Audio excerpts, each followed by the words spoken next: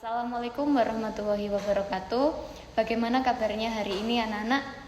Nah, hari ini kalian masih berjumpa lagi sama Bu Novinda di mata pelajaran prakarya kelas 8. Anak-anakku, untuk memulai pelajaran pada hari ini, mari kita awali dengan membaca doa terlebih dahulu menurut agama dan kepercayaan kita masing-masing.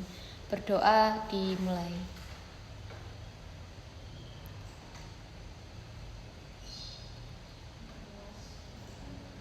Selesai.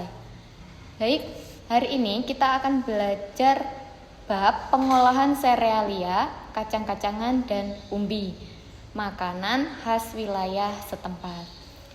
Nah, anak-anak, di kelas 8 ini, semester 2, di bab 4, kita bahas dulu apa itu pengertian dari serealia. Adalah jenis tanaman golongan padi-padian atau rumput-rumputan Gramineae yang dibudidayakan untuk menghasilkan bulir-bulir berisi biji-bijian sebagai sumber karbohidrat atau pati. Nah, selanjutnya kacang-kacangan sendiri adalah biji berukuran lebih besar dibandingkan serealia yang digunakan untuk bahan pangan manusia dan hewan ternak. Nah, kacang-kacangan tersebut merupakan sumber energi dan mengandung banyak nutrisi penting seperti protein, karbohidrat kompleks, folat, dan besi, atau kita sebutnya vitamin.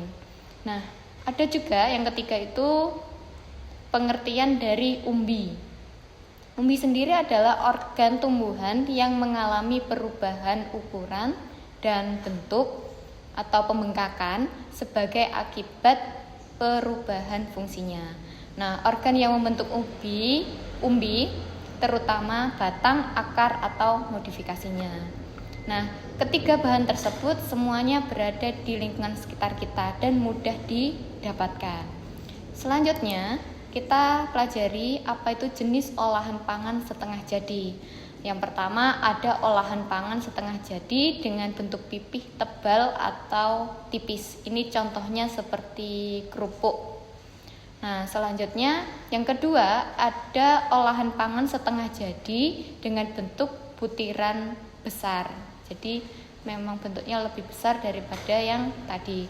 Yang ketiga, olahan pangan setengah jadi dengan bentuk butirannya lebih halus. Nah, selanjutnya ada teknik pengolahan.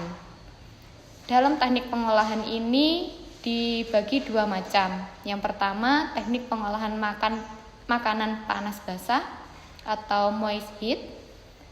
Nah, dari makanan panas basah ini dibagi menjadi beberapa macam teknik. Di situ ada 8. Bisa kalian lihat, ada teknik merebus, teknik pucing, braising, stewing, mengukus, simmering, dan mengetim. Terus yang kedua, itu teknik pengolahan makanan panas kering atau dry heat cooking. Nah, ini dibagi menjadi 5. Mulai dari menggoreng dengan minyak yang banyak kayak kerupuk tadi, terus menggoreng dengan minyak sedikit, terus ada yang menumis, memanggang, dan yang terakhir membakar. Nah, contoh membakarnya sudah ada di situ seperti jagung bakar ya. Selanjutnya ada tahapan pengolahan.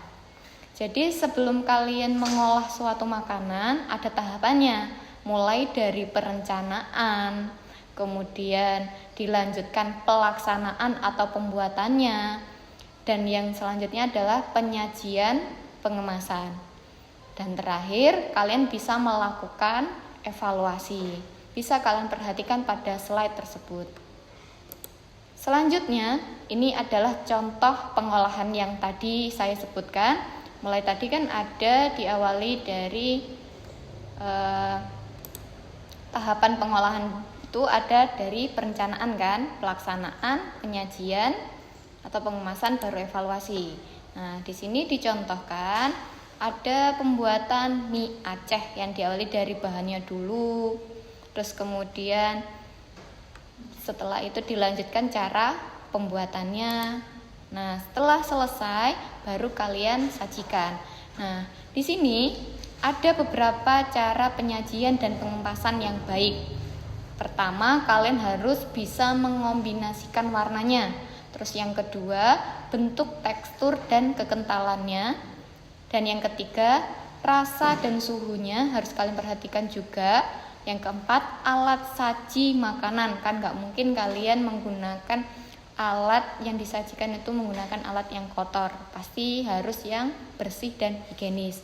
Kemudian, hiasan atau garnish. Ini sangat penting karena tampilan itu biasanya yang pertama kita lihat.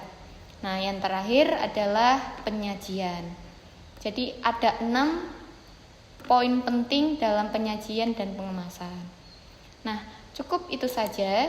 Kemudian bisa kalian membuat rencana pengolahan dengan kelompoknya masing-masing. Nah, kelompoknya sendiri dari kelompok yang sudah dibentuk kemarin ya. Kalian buat perencanaan, mau membuat apa di situ kalian rencanakan dulu. Nah, nanti pada pertemuan berikutnya bisa kalian praktekkan apa yang akan kalian kerjakan di situ. Nah, semoga apa yang kita pelajari hari ini bisa bermanfaat. Sampai bertemu di pertemuan berikutnya. Saya akhiri pertemuan pada hari ini. Wassalamualaikum warahmatullahi wabarakatuh.